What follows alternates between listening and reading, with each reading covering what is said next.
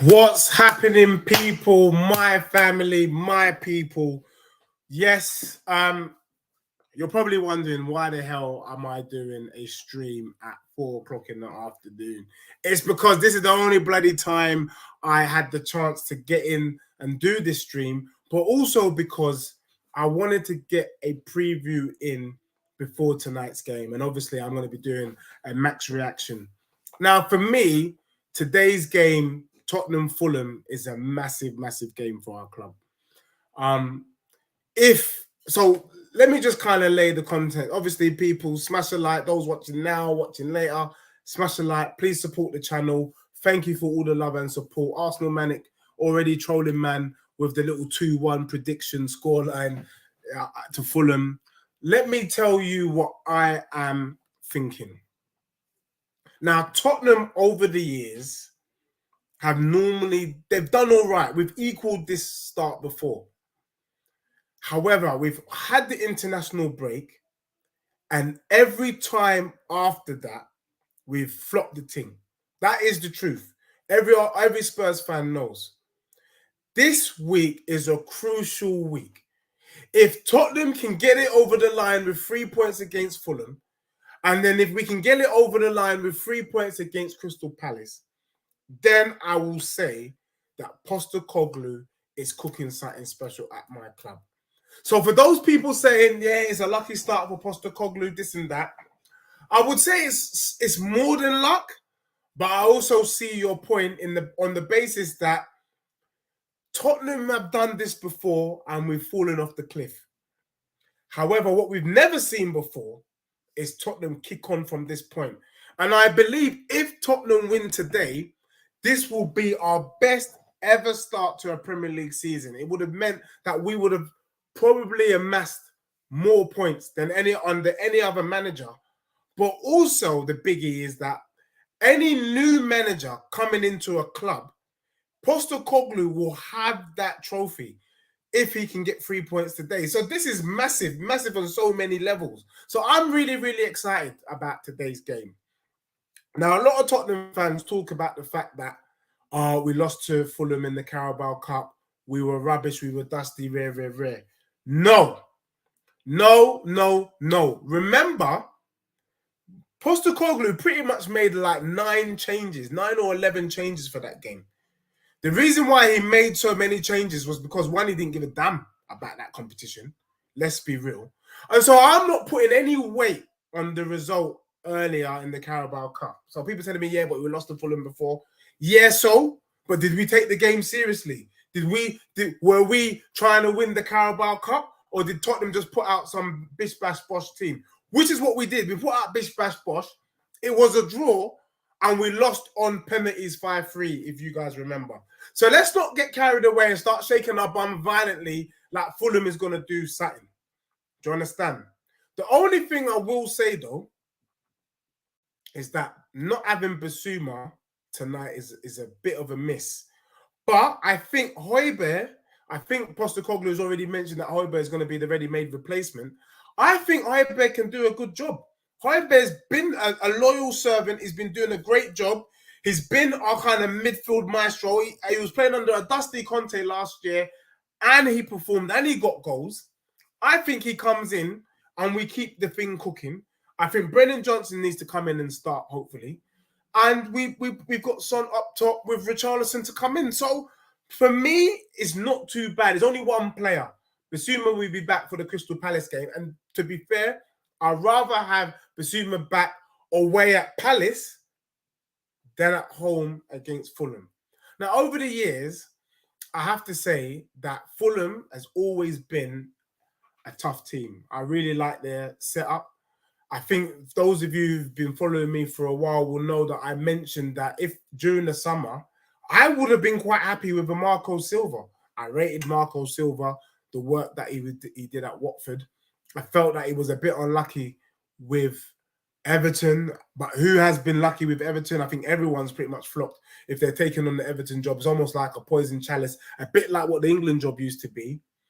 And he's come to Fulham with a dusty budget. Let's be real. He's on minimum. He's on pennies, and he's got he's got Fulham playing some really, really good football. And in fact, if it wasn't for the fact that towards the end of last season, they faded off, Fulham could have easily been in that top 8. They could have easily finished ahead of Aston Villa last season.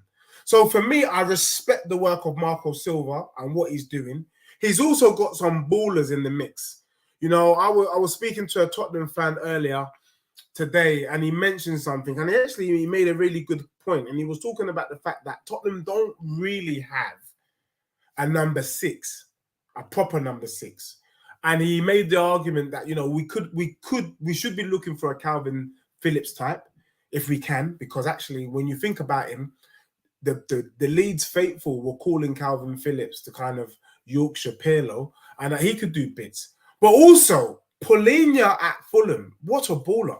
I think he could also be that number 6 for Spurs, that kind of someone who's just going to clean up the muck in the drains. You're just going to clean it out. Don't mind getting his face dirty, his body dirty.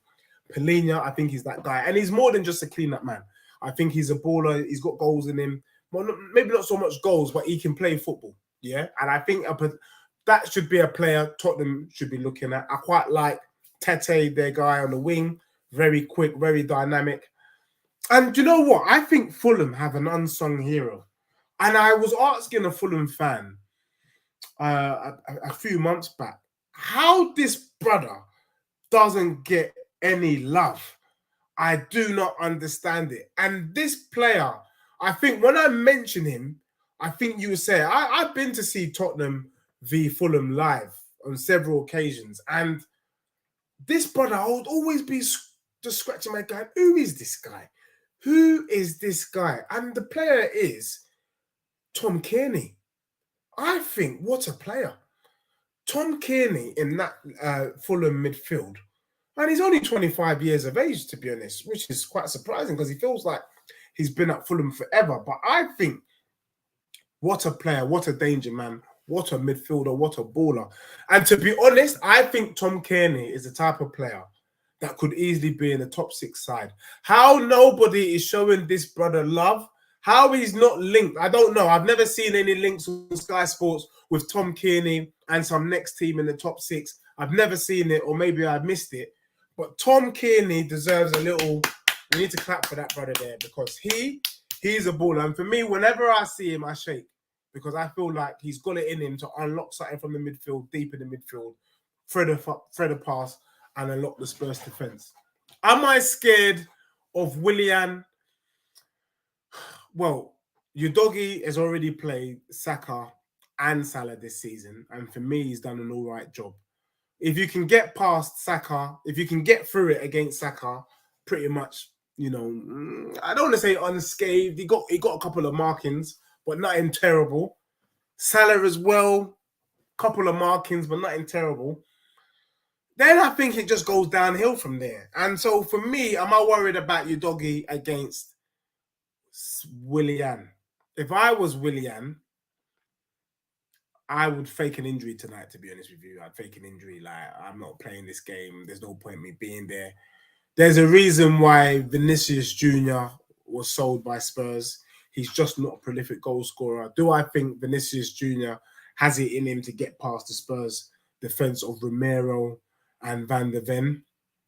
No, he's not that guy. I mean, for Vinicius Jr. to score, he needs to score with the ball in the box. Do you get what I'm saying? Not just playing. And I don't know. And one thing we know already is that Spurs have dominated every single game they've played this season. So there's a high probability that Spurs are going to dominate this game.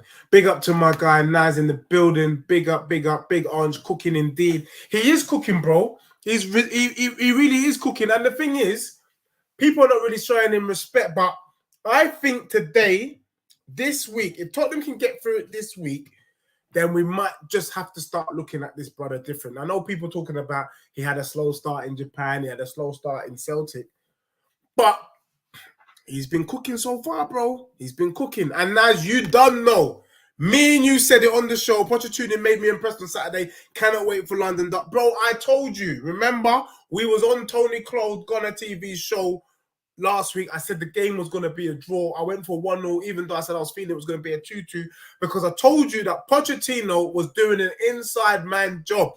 Pochettino is a Spurs fan, and he's gone in there to mess up Chelsea, or maybe not to mess up Chelsea, but you ain't going to be cooking the way you want to be cooking. But I knew he was going to derail Arsenal, and thank goodness Pochettino. To be honest, Chelsea were robbed. They should have won that game. If it wasn't that dusty mistake by Sanchez, Arsenal didn't look like they were going to get back. But that mistake gave Arsenal life, and Arsenal, to their credit, managed to get a draw. But let's be real, Chelsea outplayed Arsenal. Arsenal fans shaking their bum. All of them gone quiet. Even Tony, he's gone quiet. That's what I don't like, innit? One game, and the Arsenal fans have gone quiet. Where's the energy? Where's the chest? You said you were going to slap up Chelsea, and you didn't. So anyway, big up to Chelsea and getting up that result. I'm looking forward to seeing Chelsea come to White Hart Lane. I think Pochettino, he's going to be crying because he built that stadium with us. And I know Pochettino is really using Chelsea as an opportunity to put himself back in the shopping window at Spurs.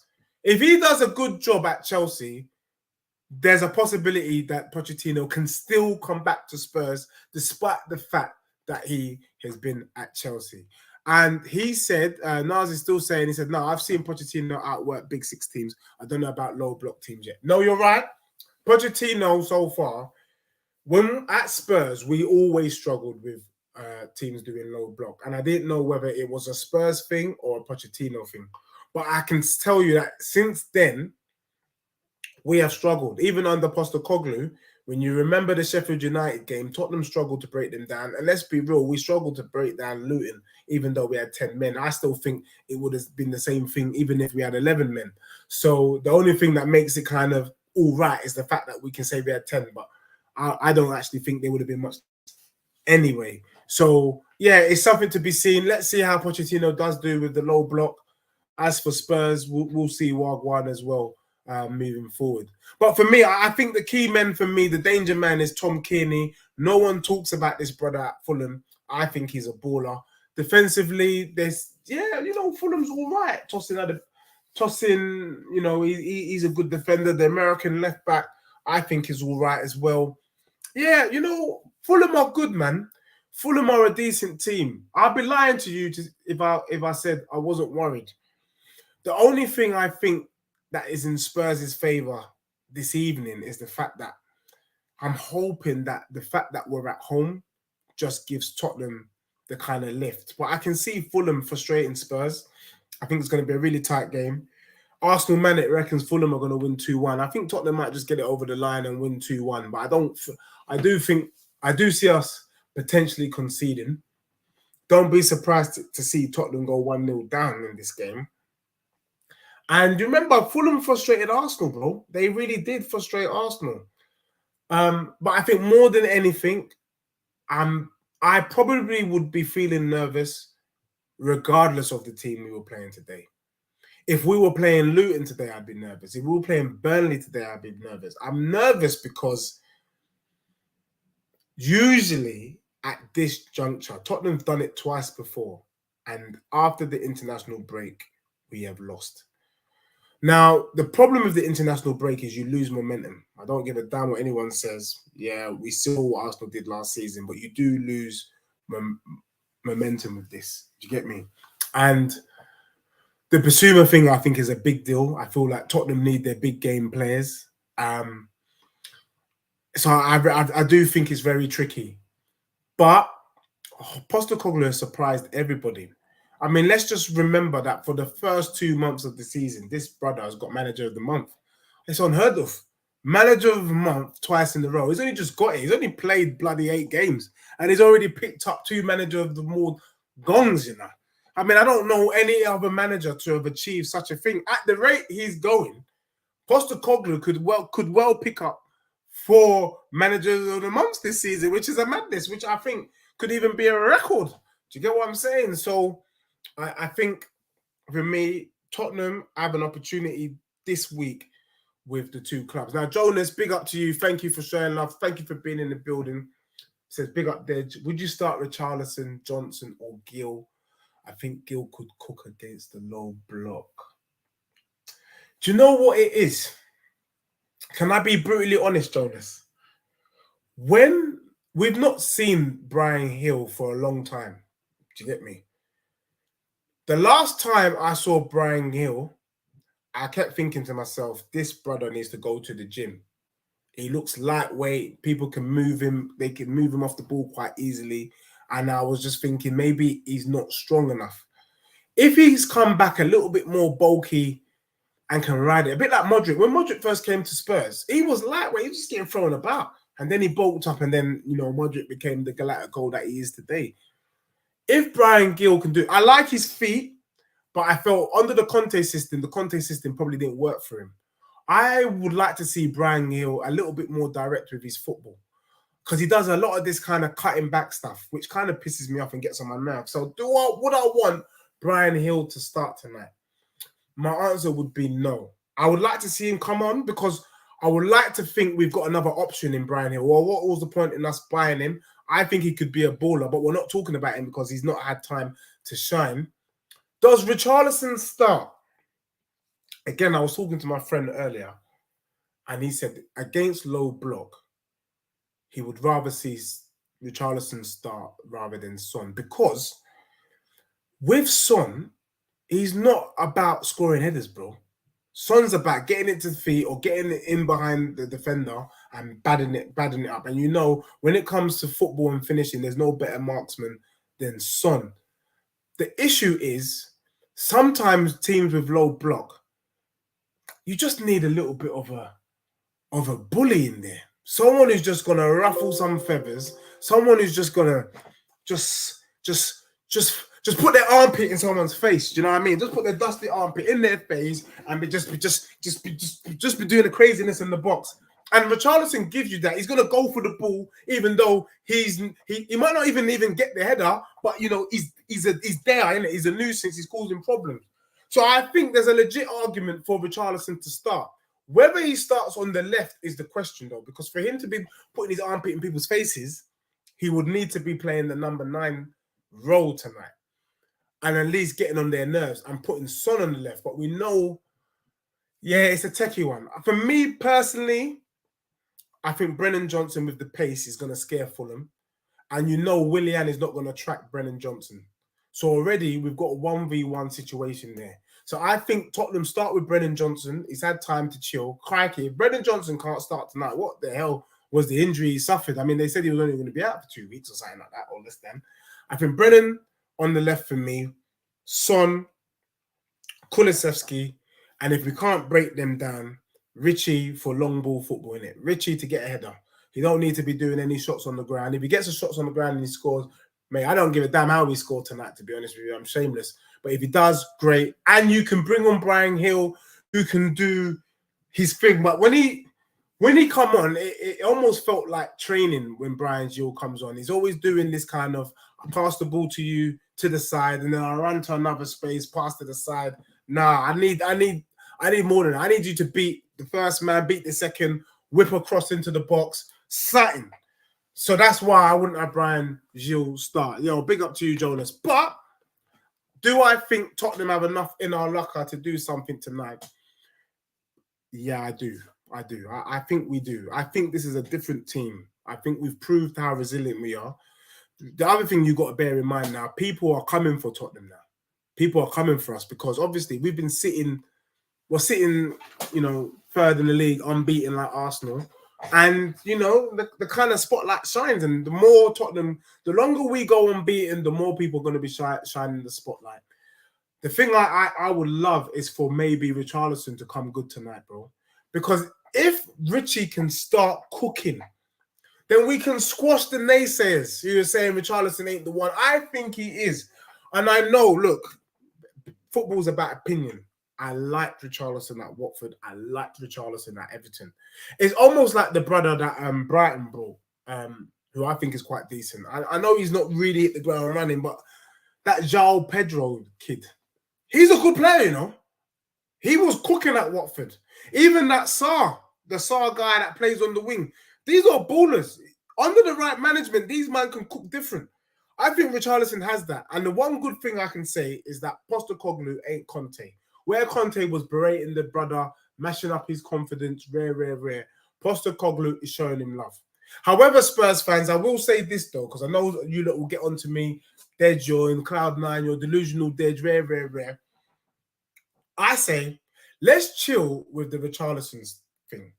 Let's give this brother to the end of the season to click or not click. Deal or no deal. If Richarlison doesn't click come end of the season, then he has to go. I agree with you. Or he can't be the main man. But definitely, in the January transfer window, we need to go out and get a striker. Now, Baggerman have been saying things yesterday on the Spurs talk show with Henry Wright TV and the man them and Dave, you know, the Irish Spur and all these man and George. I mentioned maybe we should be going in for our knee type player. Man, them are telling me about the Stuttgart striker, him being someone. Someone's talking about Boniface as well for Leverkusen. Look, we just need somebody, you get me? We need someone who's going to do the thing. Once they come and do the thing, then we are laughing. I think we do need a striker as backup, just in case Richarlison doesn't cook. But if Richarlison cooks, we will be laughing. So look, Spurs fans, I think it's a tight one. I'm going with a 2-1 to Spurs tonight. Could even be a 2-0. Are we going to miss Bissouma? Yes and no. I think Højbjerg is more than enough. I think Pape Sarr gives us more than enough in the midfield with Maddison to cook. Let's pray that none of these youths get injured, because I think that's the more priority. We need to get through the games and get the points. Do you know what? I would go as far, and this is probably unlike me. I'll take a draw, you know. I'll take a draw. If we can stay unbeaten and be equaling what those silly cronies down the road in Finsbury Park are doing, man, I'm cool with that. 9 games unbeaten? Yeah, I think I'll take that, man. 9 games unbeaten, I will definitely take that. But Spurs have the opportunity to kick on. If Tottenham get 2, if we get maximum points in these next 2 games, that's 26 points. Let these cronies tell me Tottenham are not involved in this title challenge. I'd have to slap their face. Because if we can get that, it's game on. I think we then have Chelsea after that. But, you know, it's crazy. So Naz is saying to me, I beg Bissy gets a yellow card on Friday, then I would be confident to take a point. Yeah. Do you know what? I don't think Bissouma will get a yellow on Friday, you know. I think he picks up a yellow against Chelsea, and I'm totally cool with that. And the reason why is you got to remember these men, Bissouma, Udogie, Sarr, picked up early yellow cards in the game against Arsenal, and none of them were sent off. If you can handle the heat and the pressure from them man at the Emirates, we can take whatever them Crystal Palace fans have for us. I don't give a damn what anyone says. Bissouma knows he's not a dummy, innit? He knows he's not getting booked because... And also, Naz, who's to say that if Tottenham get a positive result tonight, who's to say Bissouma starts against Crystal Palace? I think if Tottenham can win with Højbjerg, I say start Højbjerg on Friday, to be honest with you. Yeah, sometimes you got to be strategic in this football thing, you know what I mean? We got to be strategic. If we can hold tight and hold fire, I would save Bissouma for Chelsea, where, you get me, we're fully loaded, because Tottenham... not having the opportunity to bring Bissouma against Caicedo and Enzo, with the way them man were playing against Arsenal, I wouldn't want to go into that game. And someone needs to move Carlton Cole. I respect him, but he needs to get put in the bin. You know what I mean? He needs to get put in the cooler that's got ice in there, ice and cold water. Yeah. And who's gonna do that? Bissouma. Bissouma ain't gonna have it from him. So I need Bissouma to play against Chelsea. If not, then Bentancur has to come back. Bentancur has to be named on the squad sheet, knowing that at some point we can bring him on. Because for me, without Bentancur and without Bissouma, Chelsea will be licking their lips. Jonas is saying, let's remember that Arsenal, those Sparrows drew with Fulham. But, you know, look, the thing about Arsenal is I don't even give a damn about what they're doing. They're not the same team as last season. We said it on the show last week. I said, look, you, man, have already picked up less points than last season. So I don't even rate Arsenal. And I saw them. They could have lost. They should have lost to Fulham, in all honesty. Do you get me? But Fulham did some dustiness and allowed Arsenal to come back in. Hopefully, Fulham can do the same dustiness. I don't even know if Fulham went down to 10 men. I think even Fulham had 10 men and they got the draw. Boy, but they were dusty. So for me, I need us to do Fulham, and I think Spurs can. Arsenal are bottle jobs. I hate their fans. So shameless, especially Igal. Look, Igal knows he's shameless. There's another guy called Daoud. He's absolutely crazy. I don't even know what planet he's on. He's definitely Jet Li from the one. Do you know what I mean? He's in multiple universes, and the version of Daoud that we got ain't in this planet. He's not. He's in the next one because he's crazy. The stuff he says about Arsenal, he's a madman.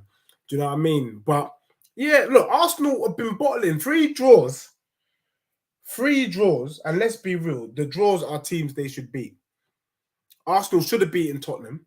If we are believing all the hype, the way they're shaking their bum violently, they should have beaten Spurs. They should be beating Fulham. And they should be beating Chelsea. Remember that Chelsea, Stamford Bridge is pretty much the Emirates. That's the talk they gave us. And they've dropped. So in my opinion, Arsenal have dropped 6 points this season. So you get me. If they're not, I've been saying that I've been seeing the cracks. I don't know why other people ain't seeing the cracks. They are bottle jobs. Igal is delusional. He needs to get his eyes tested. He definitely can't see. Or maybe Igal wears contact lenses. Maybe he does. Maybe these men are wearing contact lenses, and because the way the dustiness, I can't believe it. Big up, Josh. Big up to you. Enough respect. Man's nervous. I can't lie. That's why I had to quickly do this stream right now. It'd be good to get everyone predictions today. Arsenal Manic, just like his name is predicting an Arsenal win. He's a maniac, to be honest with you. So it's to be expected. Nas is hoping for a draw between the two teams. A draw wouldn't be the end of the world. I don't want a draw, but as long as we don't lose, I'm cool. As long as Tottenham don't lose today, I am cool. And even if we draw today, and even if we draw Friday, it's still calm. I'm staying calm. I'm staying level-headed. You know what I mean? We've got to allow these brothers to come back and cook. We know where the frailties are in our team. The big thing is, let's not have any major injuries. More than the result, we need these players to stay together until Jan. And then in Jan, we need to go in there and we need to bring in 3 players. We need to bring a centre-back. We need to bring a striker. And then I think we need to bring a winger, to be honest. I think so. No, we need a defensive mid. We need to bring in Calvin Phillips or Polina. One of them 2 brothers needs to come into that Tottenham midfield. We do that, and Tottenham's laughing. We bring in another centre-back, top sober from Leverkusen, and we bring in a striker, a decent one, maybe the Stuttgart striker, maybe the Boniface from Leverkusen. Maybe we go for Awoniyi. I don't know. I just think I think Ferguson at Brighton's going to cost us too much peas. I think we can get Awoniyi for 50 mil. Ferguson, we're looking at 120 mil. Tottenham is not ready to spend 120 mil on one player who we are hoping. And the thing why I'm not convinced that the Ferguson thing will work, I do like him. I think he's a great striker, but people are looking at him to be Harry Kane 2.0. Is he going to be Harry Kane 2.0? Those are big boots to fill. I don't want that. I don't want a direct replacement for Harry Kane. Rather, I want to go in the same vein as what Postecoglou is doing and just completely just changing up the system. Maybe we're just spreading the load amongst the attackers. Maybe Maddison gets a bit more goals. Maybe Son gets a few goals. Maybe we need to be seeing Kulusevski get some goals. And bloody hell, we need to see Richarlison get goals. That's probably, I would like to see the goals spread. But I don't want there to be the main man, the main number 9. And he has to look similar to Kane. And he's got to be almost a similar player to Kane. Now, ban that. Them days are gone. We need to change. We need to move forward. I think if we move forward and be progressive, we can do bits. If we don't, then I think it could be long for Tottenham Hotspur. Jonas is saying right now, we should have won at the Emirates. No, you're right. They got lucky that Maddison and Son weren't 100% and were subbed off. No, you're right. To be honest, I believe if them man stayed, we would have cooked them. But given the dustiness that we gave them last season, the fact that we were able to go toe-to-toe with Arsenal and have more ball possession, I was just pleased from that front. And also to stop these cronies from chatting rubbish, because let's be real, they had their full-on squad, yeah, and we know Bentancur. And I said this the other day, and somebody tried to argue with me. I don't think I'm not hearing this enough from Tottenham fans, but Bentancur is a big miss, you know. I think Bentancur is as big a miss for Spurs as Partey is Arsenal. They don't play the same position, but if you remember how Bentancur was cooking, remember the Bournemouth game where he literally saved us, the Brentford game where he literally saved us. We've got a superstar that has not played a single minute so far, and he's about to come back. You heard it here first, exclusive on Deji Spurs, yeah? Watch when Bentancur comes back. And that's why I'm saying to you that Tottenham's bench is not as dusty as these lot are making out. If Arsenal have a good bench, when really they've only got 3 players, Timber, Emil Smith-Rowe, and Trossard, I'm not accepting any argument about Kivior. I'm not accepting Marquinhos. I'm not accepting Jorginho. I'm not accepting Vieira or whatever his name is. Their men are just squad players. So the 3 potential starters are Smith-Rowe, Timber, and Trossard. We got the thing as well, blood. We got the thing too. Højbjerg could easily start. He could. He was starting for us last season. He's a decent player. He's not a washout. Do you get what I'm saying? He's a good baller. Bentancur comes back, and let's say, hypothetically speaking, Sarr is out of the squad for whatever reason, and we're playing the Maddison, Bentancur, Bissouma. Pape Sarr has already proved he's more than capable. In fact, Pape Sarr has been involved in our first 8 games. We ain't lost a game. So he's a credible starter. If Emil Smith-Rowe is a decent player that can come into Arsenal, then we're saying the same about Pape Sarr. We're also saying the same about Højbjerg. And then we've got like a Brennan Johnson, bro. Brennan Johnson could be our Trossard. I'm not saying that he's as technical as Trossard, but in terms of goals and the goal threat that he brings, come on. So people shaking their bum violently for the Arsenal bench. The truth of the matter is that bench is no different to the Spurs bench. Now, Jonas is saying Bentancur cooked under Conte's dusty. Can you imagine? Jonas, shake my hand. This brother was cooking under the dusty system. How much more? I can't wait for Bentancur to come out. I don't know why Tottenham fans ain't speaking more about this. He's probably, I think when Bentancur comes back, it could even be bigger than the impact that Maddison's having. I know that's a controversial statement because I love Maddison. Maddison has helped me forget about Kane. He's helped me forget about Kane. Kane who? Man, we're just talking about Maddison. But I think if Bentancur comes back and does what we know he can do, gosh is all I can say to you. Gosh is all I can say. Because that Bentancur is crazy. I think it could catapult us, basically. That's the levels. So under Conte's dusty system, 5 goals in the Prem. Respect it. Jonas, we should be licking our lips. For me, the only thing now is what Naz is saying. That we got to get the midfielders in because of Jan. Bis and Papa are out. You're right. Them 2 man going to the AFCON is a madness. However, if we're able to bring in Phillips and Højbjerg, them man can. If we bring in Phillips, they can hold the fort. But we have to buy someone. There is no way that we can allow the January transfer window to happen and we don't bring in a midfielder to pattern it. Because who else? We can't be playing Oliver Skip with this little side to side like salt and pepper. I'm not doing it's the candy shuffle. No, we're not doing that. Skip can do the job, but he's not going to do the job that we want him to do. So we need to get like a Calvin Phillips, a Polina in, high grade midfielder. Then it can run. Then Højbjerg can hold it down until these men come back. Because let's be real, Bissouma plays for Mali. Yeah, is it Mali or I don't even know who Bissouma plays for. I think it's Mali. No disrespect to any Malian fans in here, but you man are going out in the group stages. So we gonna have Basuma back very quickly. He gonna be back in 2 weeks. All right. The brother who's likely to be gone is Sarr, because that Senegalese team is serious. I ain't even gonna lie to you. They are the favourites for AFCON. So we could be without Sarr for pretty much. But then again, if Bentancur comes back in 2 weeks' time and we got Højbjerg and Mathers,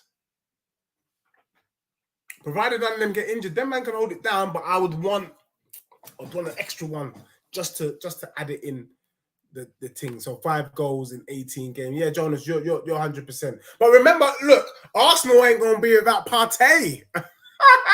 He's gonna be missing from their squad, and you know the difference that he makes with that Ghanaian football team. And the truth is, the Ghanaians tend to do well in the AFCON, so we ain't gonna be seeing Partey for a minute. And then who else is there? There's Partey. Look, there's a few man then, but I get your point. Basuma and Sarr, it will be a miss, but I don't think it's terrible because I'm expecting Bentancur to come back cooking. And the little things that we're seeing in them training videos right now on the Tottenham TV, on the YouTube, is telling me that Bentancur, because, you know, certain man was saying, you know, because he's been out for 7-8 months, he might be a bit rusty. He ain't looking rusty from them videos, bro. He ain't looking rusty, mate. Bentancur is looking like a madman. In fact, this brother would have played already. Do you get what I'm saying? He's ready, you know, over ready. We're not rushing the thing because if it ain't broke, it ain't thing. Yeah, Salah is going as well. Look, a bag of mans are leaving this AFCON thing. So really and truly, there's other teams who are going to be more hurt than Tottenham. Basuma and Pape Sarr, I think we can absorb that. Who does Liverpool have to replace Salah? Nobody. Nobody. Salah's their main man. Salah's been cooking. He's been scoring and assisting. That is a big deal. Do you get what I'm saying? So for me, it's not that bad. Arsenal, we already know Arsenal fans are shaking their bum. They can't wait to see Declan Rice and Partey. We're only going to see it for a couple of weeks. Then he's off to Ghana.